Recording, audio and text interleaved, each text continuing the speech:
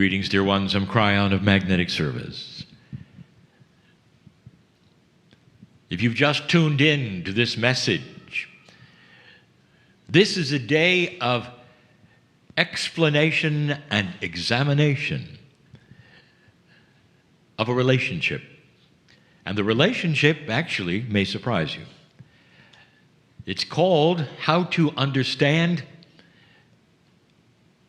That Which is Your Innate, to expand that which is your understanding of things that come with you at birth. And in that there is a lesson. And if you've listened to the teaching of Adironda, she speaks of habits and fears and all these things that would get in the way of where innate is supposed to take you through intuition. I want to add to that.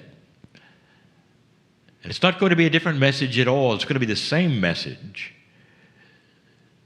Because these things are true. And as you hear them, they would be self-evident. Dear ones, when you come into this planet and you start to grow up, there are certain things that are innate. My partner has mentioned some of the research that has been done by those spiritualists. But you don't have to have research. Just look around the planet.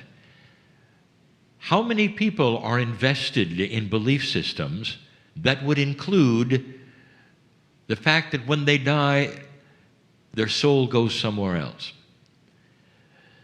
And the answer to that, simply by the membership in spiritual systems, is most. Most human beings on this planet, overwhelming majority,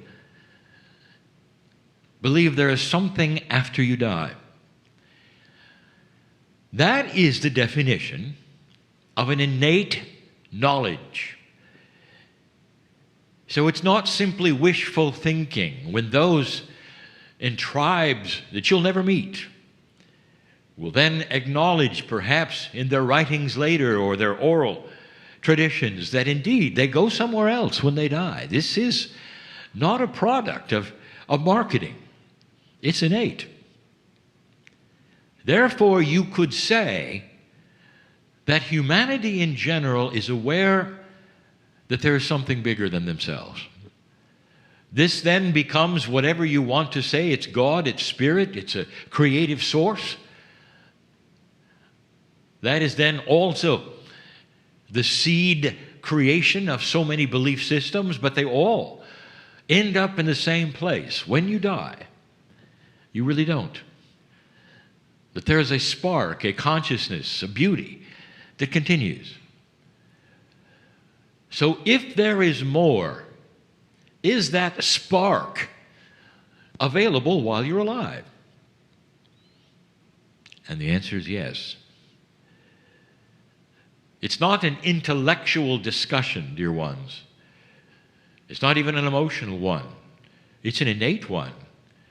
You sit and you look at one another and you say, innately, do you believe that there is a beautiful energy in you, the one that's called consciousness, the one that keeps going after you die, that maybe you might be able to access while you're here?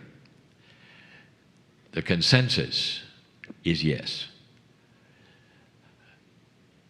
What happens next is interesting. Human nature and the very systems that create spirituality around you all seem to conspire to make it so that this source that you have inside is not really available. You have to go through someone else to get it, or you have to act a certain way in order to make its favor. And this all comes, dear ones, from a lower consciousness of fear, of the ones that would develop habits, as Adironda says, that don't make any logical sense. What kind of a habit is it where you would walk around and expect the worst things possible to happen to you? And where did that come from? It comes right from lower consciousness, often what you were taught, what you believe, what you see. and you don't really understand. There's something next to you right now with its hand out. This is the lesson of today. An expanded innate is one that expands the truth of what is really there. Some of you just went through an exercise of intuition. And the intuition would say, use that which is your pineal, your heart, your brain, connect them together. Using your intuition, can you tell this, and can you see this, and can you find out this? And in all of that, there is something that you should know. That is a symbiotic relationship between your heart, your pineal, your brain, and that creative spark. That intuitive, creative spark, which is that which belongs to whatever you call it, your higher self, your soul. That's the spark that keeps on going after you die. You see, it's still with you. That spirit, that's the field, that's whatever you want to call it. I want to tell you, it is around you right now and waiting with his hand out, saying yes. What are you talking about, Kryon? Here's what I'm talking about.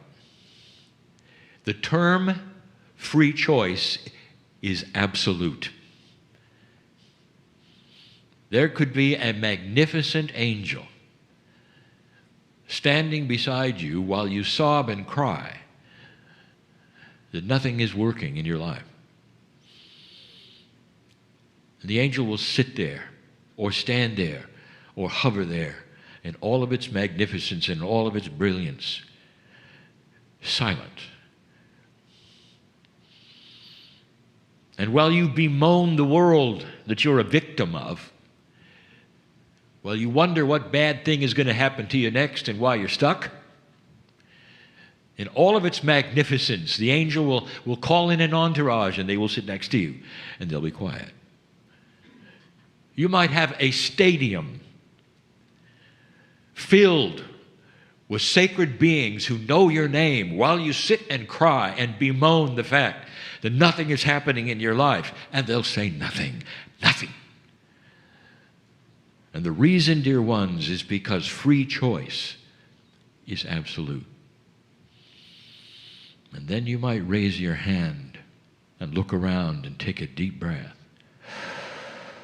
And you'll say, I feel something, and then you'll get it, and then the spark, and you'll say, I give permission for the plan that is there that I don't understand to fill me with understanding.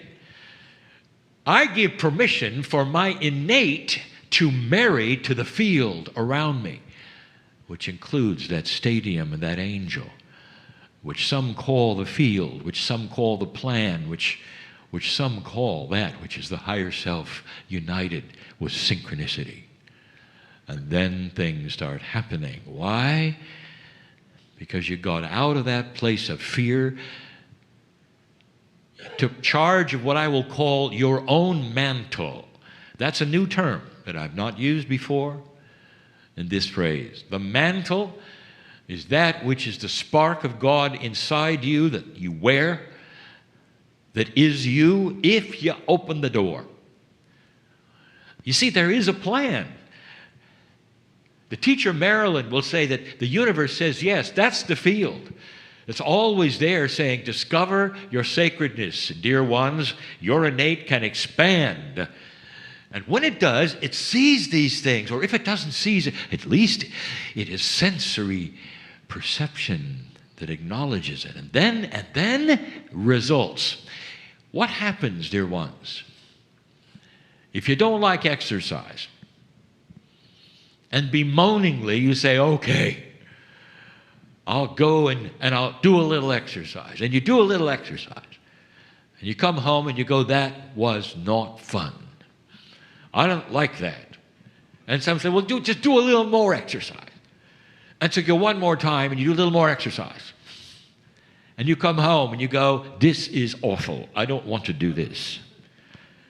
And then the person will say, just do only one more time. Just do a little exercise. And so you do a little more exercise and you come home. And then the next day, you feel better. And you go, wow, I feel better. And then suddenly you're saying to the person, why don't we go exercise? What has just taken place?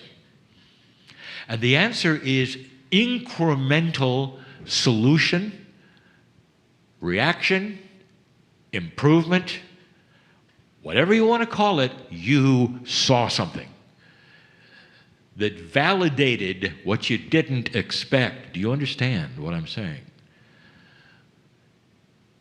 So as you might sit there in doubt that any of these things are true, there's a piece of you, I will tell you, if you'll open the door and mean it, dear Spirit, show me that these things are true. I open my heart, my pineal, my mind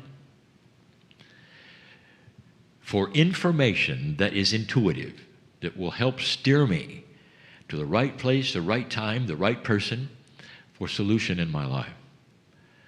And I do it begrudgingly, like exercise, but you have permission. When the person starts exercising, it's almost like the body is aware. They're doing something, and they're aware. And it may take the body 2 or 3 times then to develop the results that you see. But when you see it, you won't stop because you see it. That is the plea. That you won't throw these things away in one shot because they didn't seem to work. And then afterwards you'll say, well, I knew that wouldn't work. And what have you just done? You've confirmed your fear. You've confirmed all of the things you didn't believe under the disguise of believing it, if you understand what I mean. If you come into it with an attitude of doubt, this won't work either, but I'll give it a shot, it won't matter. Nothing's going to happen. But if you open yourself and you sit down and take a breath and mean it, dear Spirit, I give permission, use those words, for something to happen in my life I don't know about. But connect me with the field. Connect me with the plan and the symbiosis between my spark, which is my soul, and the spark outside me, which is the universe, which is the Creator, will then start to work together. And that's when the magic begins. This is truth.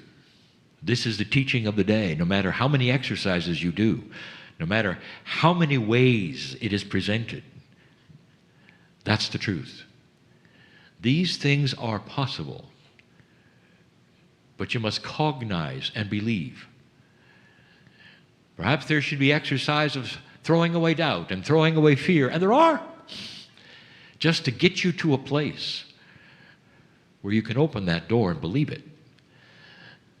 But dear ones, I'll tell you, this is when things start to change.